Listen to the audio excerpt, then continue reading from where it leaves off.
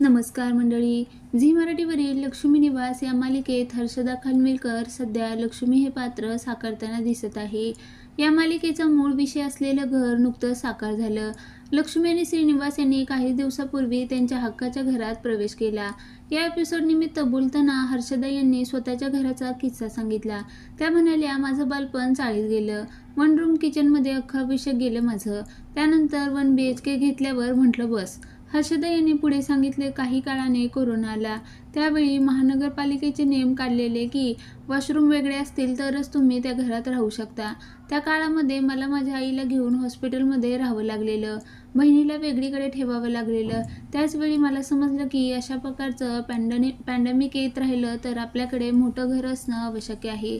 त्यानंतर माझं थोडं मोठं घर झालं. माझ्या आईसाठी ते फार महत्त्वाचं होतं. त्यावेळी ती खूप हळवी झालेली. 2 महिने घराच्या बाहेर पाऊल ठेवलेलं नव्हतं.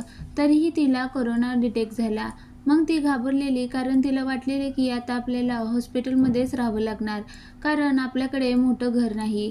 ते नवीन मोठं घर घेताना मला खूप कमीत कमी लोन घ्यावा लागलेला, कारण माझ्या आईने पैसे साठवले होते. त्याआधी वर्षानुवर्ष माझं आणि माझ्या आईचा भांडण व्हायचं की मी जे पैसे देते त्याचं तू काय करतेस, ते जातात कुठं. त्यावेळी डाऊन पेमेंटसाठी माझ्या आईने मला पैसे दिले होते.